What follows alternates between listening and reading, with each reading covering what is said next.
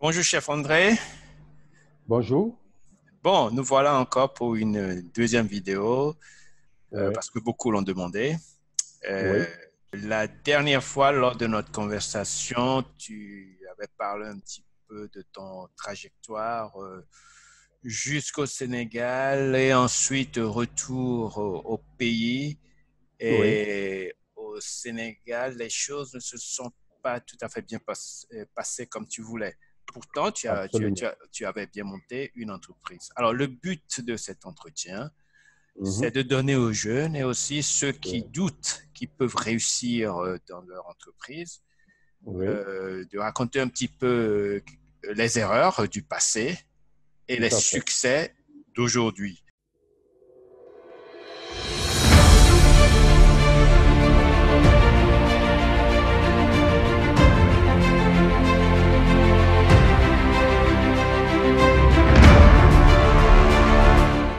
Pour ceux qui n'auraient pas vu la première vidéo, est-ce que rapidement tu peux te présenter? Oui, je suis André Bayala, artisan chocolatier au Burkina Faso. Donc, j'ai une pâtisserie ici où nous faisons comme activité principale surtout le chocolat. Et c'est la toute première entreprise du Burkina Faso qui exerce dans ce domaine. Ben, déjà, je pense qu'il faut parler des erreurs, euh, comment ça a commencé, et surtout des erreurs qui, on peut dire, c'était des erreurs qui sont enfin devenues une faute. Hmm. Et c'est des choses qu'on peut déjà éviter pour pouvoir arriver. Euh, En premier, je peux noter déjà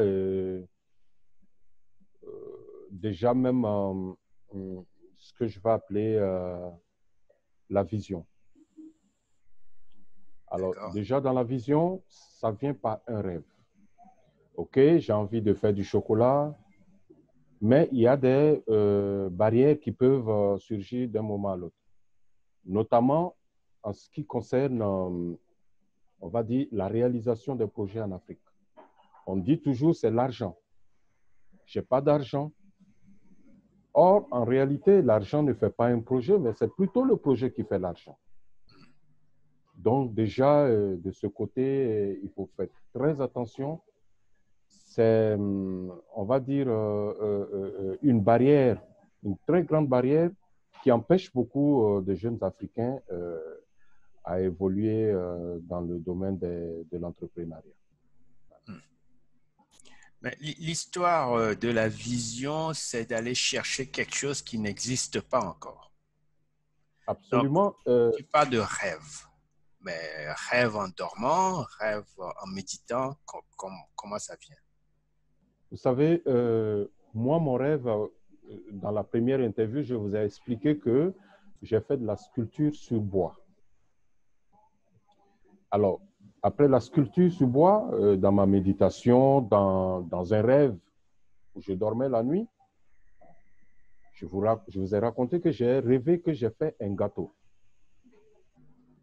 Et c'est Oui. aujourd'hui, je me rends compte que ce gâteau, c'est un cake.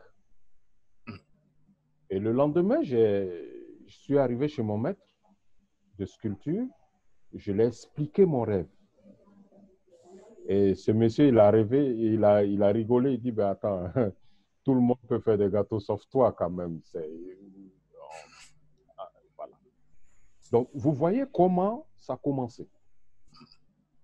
La vision était là, le rêve était là. C'est-à-dire que le chemin était déjà tracé. Et c'est comme ça pour tout un chacun en Afrique. Même celui qui doit ramasser du sable, il doit faire du sable son business. Celui qui doit être un fossoyeur comme businessman, il y a toujours des indices qui viennent. Soit les indices peuvent venir de la famille, il y a quelqu'un qui faisait ce métier, je le reprends, ou soit l'indice peut tomber, voilà, peut venir de nulle part. Hmm. Mais il faut tout le temps être attentif avant de se lancer dans un business. Bon, Et moi, ouais. Et Je moi, laisse. quand c'est venu comme ça, il a fallu que je passe par l'aventure et en me formant au fur et à mesure jusqu'à atteindre ce que je suis aujourd'hui. Je fais un peu l'avocat du diable. Il y a des rêves qui se transforment en cauchemars. C'est-à-dire que un jeune peut rêver que, oh, moi, je dois absolument aller en Europe pour réussir. Et on a entendu votre histoire. Comment peut-on savoir si c'est un bon rêve qu'il faut poursuivre ou c'est quelque chose qui peut déboucher sur un cauchemar? Vous savez, dans la vie de tout un chacun, dans la vie en général, on dit en Afrique ici, la vie, c'est un long fleuve dans lequel on peut avoir des torrents, on peut avoir des cours d'eau qui sont agités. Et ça, ce sont des choses qu'il faut arriver à faire le discernement quand on a la vision. Vous savez, aujourd'hui, moi, personnellement, en matière d'études, je ne suis pas allé loin. Mais quand je rêve d'être le plus grand banquier du monde, en fait, ça, c'est une utopie. Ce n'est pas un rêve. Voilà, voilà, ça ne veut rien dire, ces choses-là. Mais quand je rêve quelque chose que je vois qui me convient, c'est ma mesure, c'est ma taille. Ce qui me convient, c'est le domaine dans lequel j'exerce.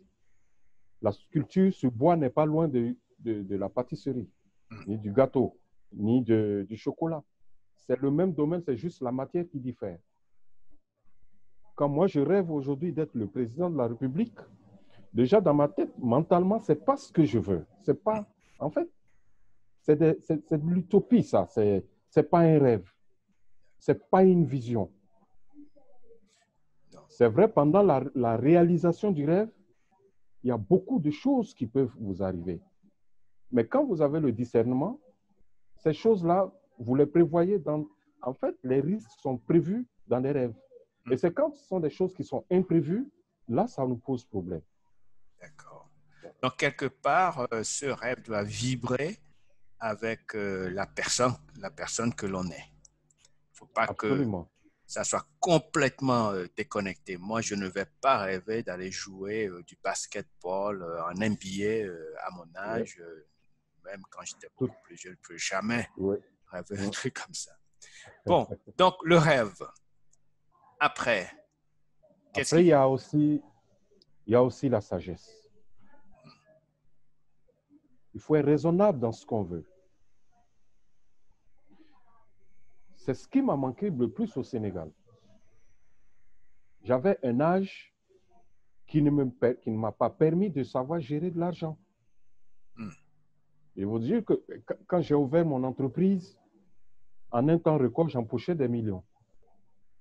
On est en train de Et parler j'avais, des millions de CFA. C'est juste pour ceux qui nous oui, écoutent. Ouais. En CFA. Ouais. Et c'est pour vous dire que j'ai palpé de l'argent qui était au-delà de mon pouvoir de gestion. Je ne pouvais pas gérer cet argent. J'avais des marchés extraordinaires.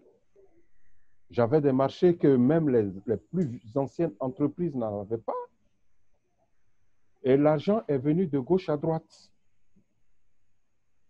Juste pour vous dire que je pouvais vendre en une nuit presque 2000 euros.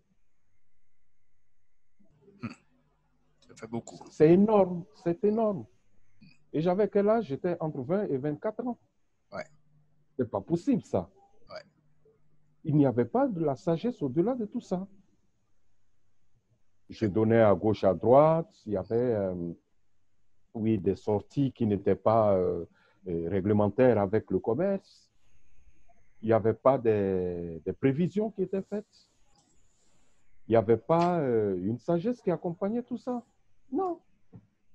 Ça venait, ça finissait, ça revenait. Voilà. Avec le recul, qu'est-ce que vous auriez dû faire? Ah non, déjà, il fallait prévoir le matériel en double. Ça, c'est la première des choses. Il faut prévoir le matériel en double, prévoir une seconde boutique. Il faut investir dans un domaine que tu sais qui va te rapporter. Si celui-là, ça ne va pas, tu sais qu'en te repliant sur l'autre domaine, ça décolle. Aujourd'hui, par exemple, Je suis dans le chocolat, mais je fais la formation. J'ai un centre de formation qui est en route. Donc, il y a toujours un plan B qui s'annonce. Et quand il y a le plan B, ben, écoute, voilà, tout ce qui est possible arrivera. Et alors que moi, dans mon cas, en 2007, il n'y avait pas ce plan B et le Sénégal était en train de vivre une crise énergétique. Et cette crise a été très défavorable à ma personne. Et les choses ont commencé à baisser. Par manque de sagesse, je ne les voyais pas. Je ne voyais pas que le chiffre d'affaires était en train de baisser, et la clientèle était en train de prendre un coup. Et voilà, il y avait des charges qui n'étaient pas prises avec délicatesse. Voilà. Est-ce qu'on peut dire que il faut anticiper la réussite et programmer le plan B? C'est-à-dire qu'on commence quelque chose et on se dit déjà dans sa tête que ça a une chance de réussir. Et si ça réussit, voici l'étape prochaine que je vais avoir. Bon, peut-être ouvrir une deuxième boutique, peut-être diversifier, peut-être voilà. Est-ce que c'est un peu ça qu'il faut avoir comme démarche? C'est pour ça que j'ai parlé d'une vision, d'un rêve. C'est-à-dire que la vision te permet de quitter d'un point A pour atteindre un point B. Et pour atteindre ce point B, il y a plusieurs paramètres qui peuvent surgir. Aujourd'hui, je suis dans le chocolat. Je prévois demain être dans la cuisine. Après-demain, je serai dans un autre domaine.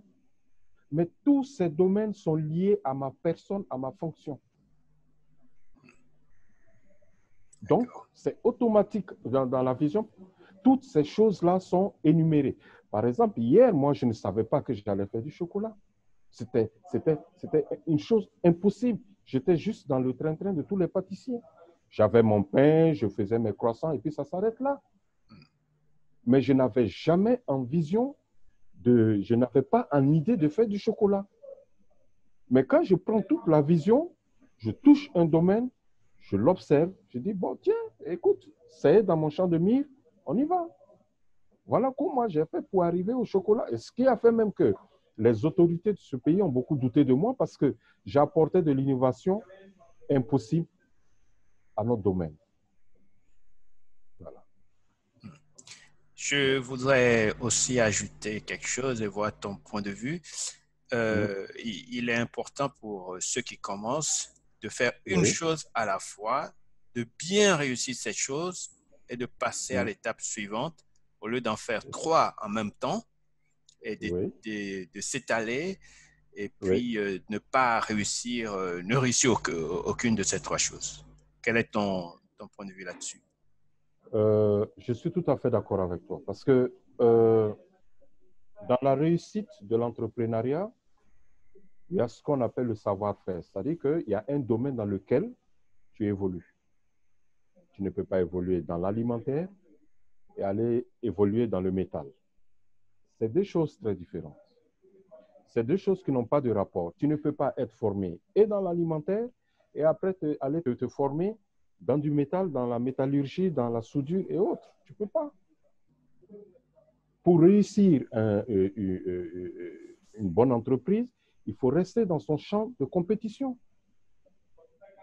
Il faut rester là où on excelle. Là où on dit, bon, OK, je fais de ce métier ma vie.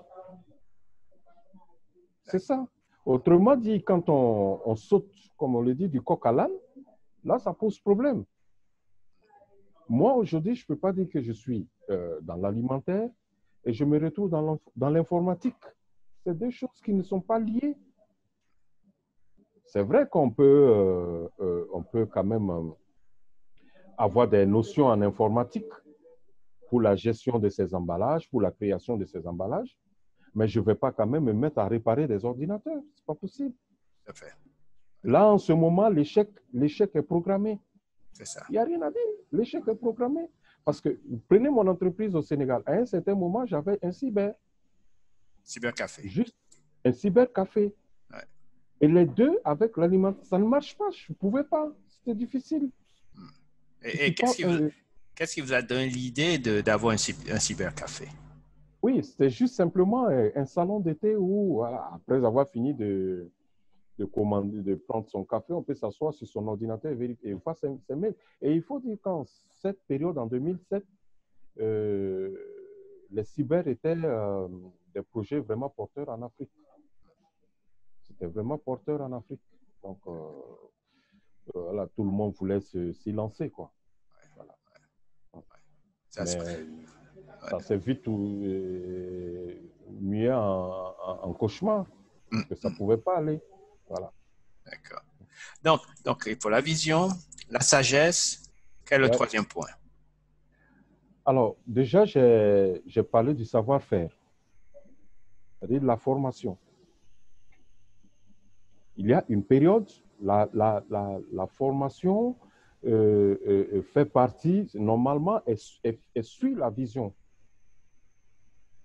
Et dès que je finis de programmer ce que j'ai envie de faire, il faut maintenant passer à l'étape de la formation. On n'a pas dit de faire des grandes études. Non. Il faut quand même savoir ce que je veux faire. Si j'ai envie de faire de la maçonnerie, il faudrait bien que j'arrive à me former comme maçon. Je ne parle pas de l'entrepreneur d'abord, parce qu'un entrepreneur, toujours, il est formé comme maçon de base, avant d'atteindre le chef d'entreprise. Donc, il faut la formation qui est la clé de l'entrepreneuriat. Une personne qui n'est pas formée, tu ne pourras pas évoluer, ce n'est pas possible. Et moi, comme je l'ai dit, depuis le Burkina, où je suis passé par la plonge, jusqu'à atteindre le sommet d'où je suis actuellement, j'ai fait presque tout le tour de la corporation en apprenant. Même si, en tant que plongeur, j'ai appris à faire la plonge. J'ai appris à faire le nettoyage. Voilà. C'est des choses élémentaires, mais qui sont, on est obligé de se former.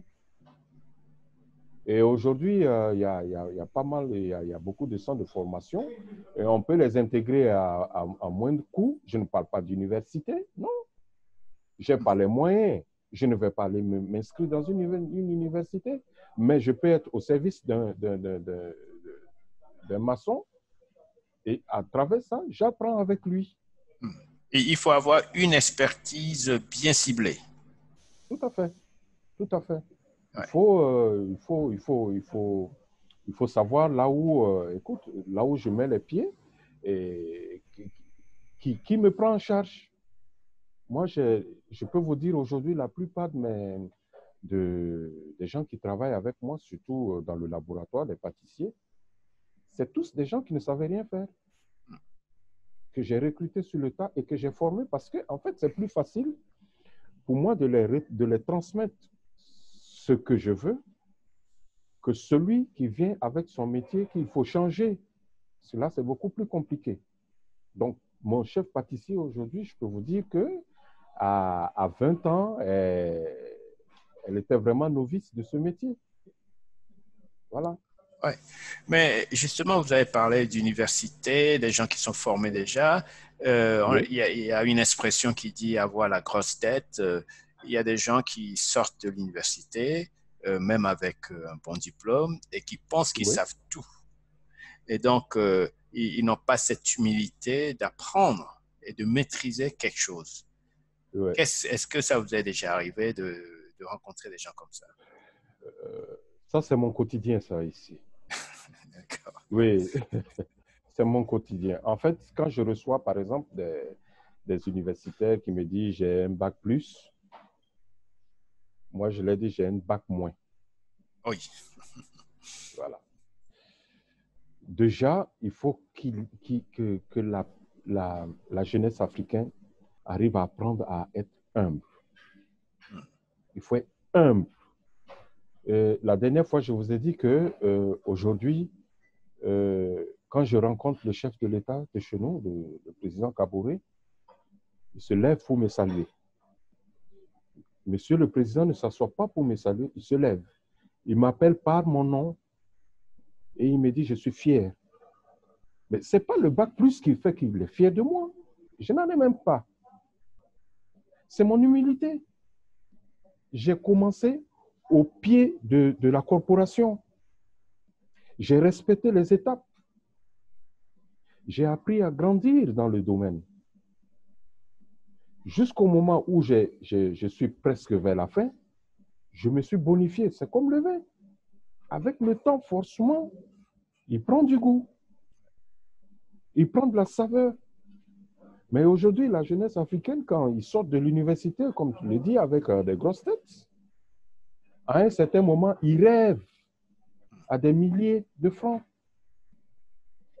Nous, on n'a pas rêvé à ça. Tu n'en avais même pas la possibilité parce qu'à peine tu ne pouvais manger. Quand on te donnait un rendez-vous où tu devais te rendre à peu près à 10 km, tu commences très tôt le matin, tu commences à marcher pour te rendre à un rendez-vous. Mais aujourd'hui, non. Quand ils viennent, d'abord, ils disent, j'ai un bac plus. Et là, ça devient une barrière pour moi. Parce que je sais que sur le plan de conversation, on n'est pas sur la même ligne. Donc voilà ce qui pose le véritable problème en Afrique. Alors Manque d'humilité. Oui, manque d'humilité. Les quelques mois que j'ai eu en Suisse, mais je suis tombé à la renverse de voir que des universitaires qui font le même boulot que moi, des gens qui ont des diplômes, je ne peux pas te dire, c'est quoi, des professeurs d'université presque, qui sont aujourd'hui des chefs d'entreprise d'une chocolaterie. Ça, en Afrique, ici, c'est impossible. Je vous dis que j'ai vu mon patron à Genève, qui a une renommée dans la ville, qui sort pour vendre ses croissants dans des écoles. Ça, c'est des choses impossibles en Afrique. Et pourquoi? Oui, mais parce qu'ils ne sont pas humbles. C'est le manque d'humilité. C'est le manque d'humilité. Moi, par contre, aujourd'hui, quand je fais un gâteau chez moi, alors le client doit venir chercher le gâteau. Je lui propose, écoutez, je peux vous livrer votre gâteau. Il dit, mais écoute, livrez-moi. Mais il s'attend à ce que ce soit une autre personne. Mais quand moi-même je me présente, mais c'est une fierté, c'est une joie pour toute la famille. Et tout le monde veut faire une photo, une image avec moi. Donc aujourd'hui, même les chefs d'entreprise africains, tous ceux qui veulent investir aujourd'hui, qui veulent rentrer dans l'entrepreneuriat, il faut qu'ils aient comme leitmotiv l'humilité. Il faut être humble. Il faut vraiment être humble. C'est tout. On ne demande pas plus que ça. Voilà. Voilà. OK, on passe au prochain. Qu'est-ce qu'il y a après l'humilité?